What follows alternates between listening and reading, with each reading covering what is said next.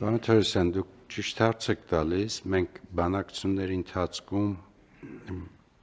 ըստ էության հենց կոնցեպտուալ իմաստով այդ խնդիրն ենք արձանագրել, որովհետև եթե այս տեմպերով շարունակվի աճը ուղևորափոխադրումների, մենք ընդհանրապես ժամանակ չունենք, որովհետև իսկ դա թանկացնում է այդ ծառայությունները, որովհետև ինքնաթիռը օդում երկար է սպասում, մի կրուգ ավել է տալիս եւ այլը եւ այլը։ Ես կարծում եմ, որ master plan-ը երբ որ միասին քննարկենք, մենք ընդ որում ստեղ շահերի բախում չկա, որովհետև նույն բանը ուզում է նաեւ կոնցեսիոները, որովհետև իրենք էլ այդ խնդրեմը ունեն, որովհետև մենք հուլիսի վերջ օգոստոսի սկիզբ ունենք մի շատ ծանր ընթացք, որովհետև իրոք եւ քաղաքացիներն են դժգոհում, բայց նաև օդանավակայանը չի ուզում, որպեսզի իր սերվիսի որակը դրա պատճառով ընկնի, այս իմաստով ես կարծում եմ մեր շահերը նույնն են եւ երկրորդ տերմինալի կառուցման ամենասեղմ ժամկետները պիտի պայմանավորվենք, որպեսզի արագ այդ հարցը լուծենք, հակառակ դեպքում եւ օդանավերի համար եւ ուղևորափոխադրումների համար արդեն ունենք խնդիրներ։ Խնդրեմ, պարոն Սիմոնյան։ Ես մի բան ձեր խոսքին ավելացնեմ, պարոն Գրիգորյան, որ քանի որ խոսվեց ուղևորահոսքի մասին, նշեմ, որ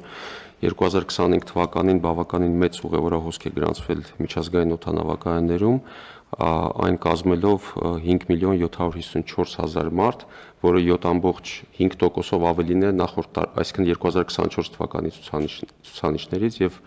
իսկապես անհրաժեշտություն կա ենթակառուցվածքը ընդլայնելու եւ այդ ընդլայնված ենթակառուցվածքով այն չափորոշիչներով սերվիսի, որը որ դրվել է կոնցեսիոն պայմանագրի մեջ, խոսքը ԻԱՏԱ-ի կողմից սահմանված այդ օպտիմալ մակարդակի սերվիսն է, որը պետք է իրականացվի, այդ մակարդակի որակի ծառայություններ ապահովելու համար քաղաքացիներին։ Շնորհակալություն։ Քանի որ թեման շատ կարևոր է, հետաքրքիր մի հարց էլ էլի տամ հաշվի առնելը, որ մենք հատկապես էտել է ձեր նախարարության տիրույթում հյուսիս-հարավը Երևան-Գյումրի նստայության համարյա վերջացրել են միայն կահավորման խնդիրներն մնացել, որը կլուծվեն մոտ ամիսներ։ Մենք չենք կարողանում որոշակի ծանրաբեռնվածություն տեղափոխել նաև Գյումրի օդանավակայանի վրա, որտեվ երբեմն օրինակ Երևանի որևէ կետից Զվարթնոց հասնելը ավելի երկար կարատևի, քան Երևանից Գյումրի հասնելը։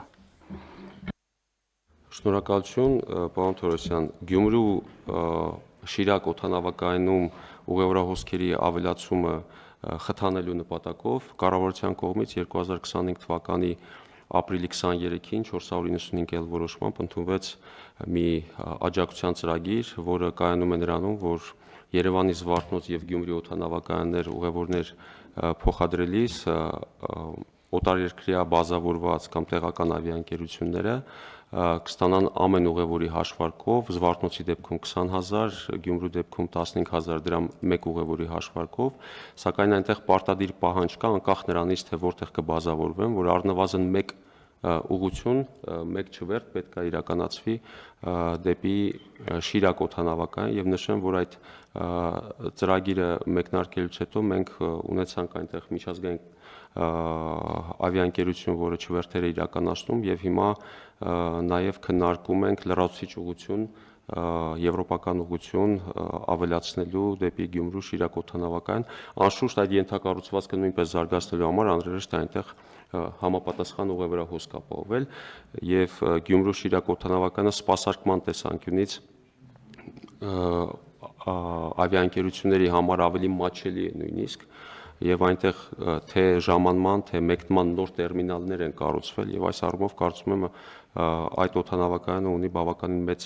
պոտենցիալ զարգանալու։ Շնորհակալություն։ Հիմա վիզերը թռիչք ունի, չէ՞, Գյումրիից եւ Գյումրի։ Սա առաջի տարին է, չէ՞, որ վիզերը թռիչքները իրականացնում։ Այո, պարոն։ Փորձում ենք, պարոն Թորոսյան, ամեն դեպքում մեր ամենահիմնական խթանող ծրագիրը, որը շատ էական սուբսիդավորում է ուղևորափոխադրումները, ունի մի պայման, որ Գյումրիից պիտի թռիչք իրականացնեն նաև կամ այդ թվում։ Տեսնենք, եթե զգանք, որ պատշաճ թափ չի հավաքում մեր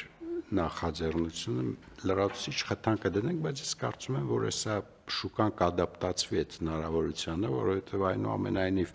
15,000-20,000 դրամ ըստ ուղևորի սուբսիդավորում ենք, ինչ որ էական է։ Հարգելի գործընկերներ, խնդրեմ կան այլ հարցեր, առաջարկություններ։